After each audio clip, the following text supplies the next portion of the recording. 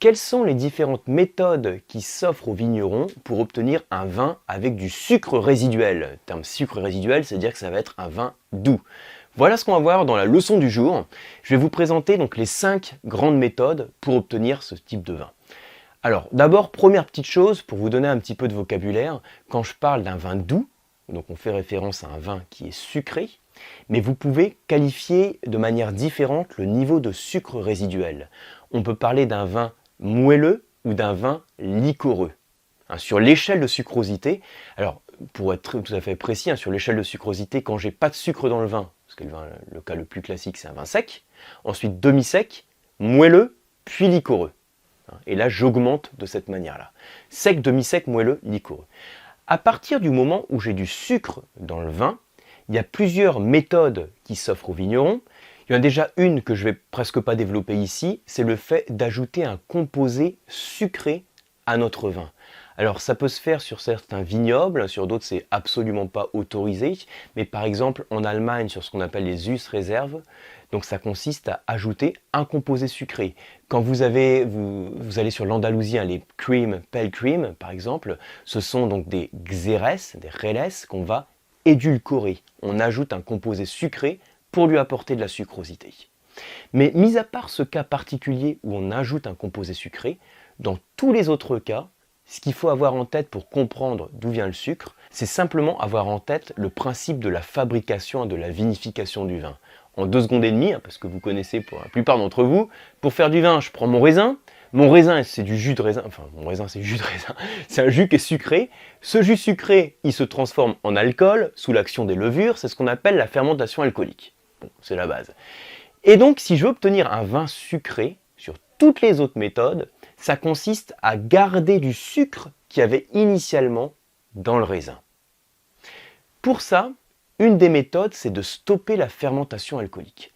Imaginez les levures qui sont en train de bosser, c'est-à-dire qui sont en train de convertir votre sucre en alcool, et vous faites en sorte d'interrompre le travail des levures. Donc le plus classique pour stopper le travail des levures, ça va être d'ajouter de l'alcool, alors de l'alcool à 70%, 80, 90 en fonction du type de vin que l'on va faire. C'est ce qu'on appelle le principe du mutage.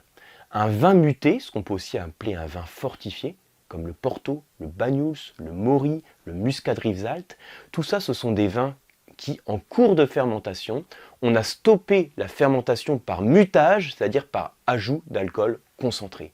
Ça tue le travail des levures, et donc au final, on va avoir un vin qui va être riche en alcool, déjà, puisqu'on a rajouté de l'alcool, également riche en sucre.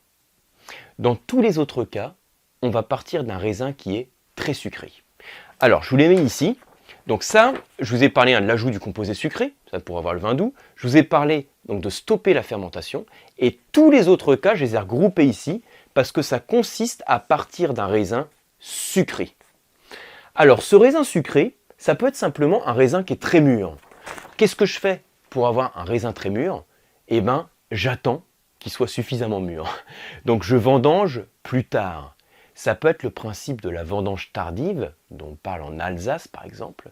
Ça peut être le passerillage, qui est exactement le même principe. On va laisser les raisins en quelque sorte sécher, donc gagner en sucrosité sur le pied de vigne. Mais ce passerillage peut aussi se faire hors souche. Hors souche, c'est-à-dire qu'on cueille les raisins, on les vendange, et ensuite on les laisse sécher. Et quand on les laisse sécher, ils vont encore se concentrer en sucre, et donc ça va permettre d'obtenir des vins moelleux.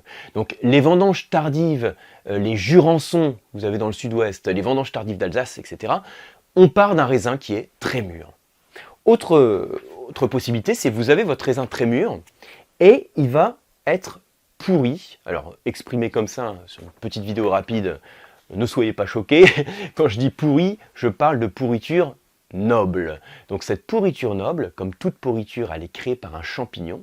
Et ce champignon, pour la pourriture noble, c'est celui qu'on appelle le Botrytis cinerea. Ce petit champignon, il va en fait sécher, et son mycélium va pénétrer à l'intérieur de la baie de raisin, et va la sécher. Le raisin va être rôti, flétri, et il va se concentrer en arôme, en acidité et en sucre. Donc ça, c'est le principe de la pourriture noble. Donc le vignoble, typiquement pour la pourriture noble, c'est le Sauternais, un Sauternes dans le Bordelais, ou ça peut être Tokay aussi. On va avoir aussi un petit peu de pourriture noble en Alsace, sur les sélections de grains nobles par exemple, dans d'autres régions, sur les coteaux du Layon, coteaux d'Aubance, donc dans la zone du Layon, au sein de la Loire. Et puis ensuite, l'autre cas, je vais prendre des raisins qui sont gelés. Donc des raisins gelés, ça veut dire que si je vinifie un raisin gelé, si je presse un raisin gelé, je vais presque pas avoir d'eau qui s'en écoule, puisqu'en fait l'eau est emprisonnée sous forme de paillettes de glace. Donc je vais avoir très peu de jus qui va s'écouler, et ces jus, cette liqueur qui va s'écouler va être extrêmement concentrée. Et cette concentration fait qu'à l'issue de la vinification, je vais obtenir un vin moelleux.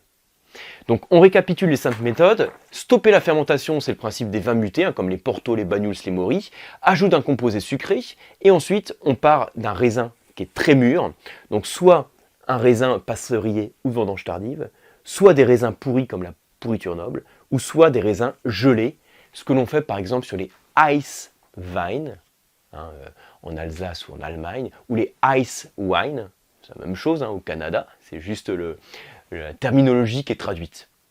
Voilà, j'espère que cette petite leçon vous a permis de mieux comprendre d'où provenait la sucrosité dans les vins que vous dégustez. Et donc bien sûr en pratique, vous en tant que dégustateur, ce qu'il faut faire quand vous dégustez un vin sucré, c'est la base, demandez-vous de laquelle des 5 méthodes il est issu. Merci pour votre attention, à bientôt pour une prochaine leçon.